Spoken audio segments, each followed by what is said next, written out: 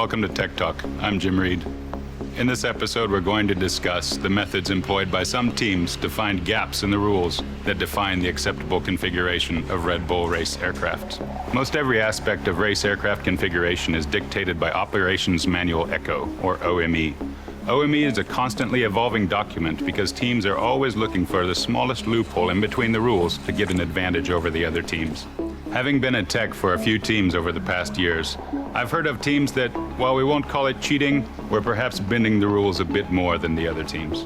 While of course I would never do any of these things, I've heard of teams doing things like adjusting their timing marks on their flywheels to get a bit more spark advance while still indicating the correct timing, running the smallest fuel nozzles possible with a high fuel pressure to gain a bit of horsepower, installing a small tube in the exhaust collector so that you're actually burning the smoke oil outside of the collector, not inside, which creates back pressure and a reduction in horsepower. Maybe some teams in the past had carried excess smoke oil so that they could burn it on the way to the track to get a weight advantage, or on the other side, maybe only carry enough smoke oil for one run, which is again against the rules and bends the minimum weight rule into a bit of a pretzel. Dumping additives in the fuel, maybe?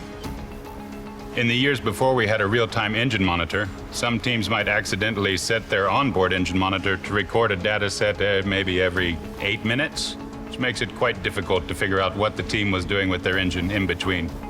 Maybe some teams could find a clever way to build excess carbon on top of the pistons quickly, which would yield a bit more compression ratio and a bit higher horsepower. And indeed many, many other things that some of the competitors may have done in the past looking for an advantage. Of course, I would never have done any of these things. I was a saint.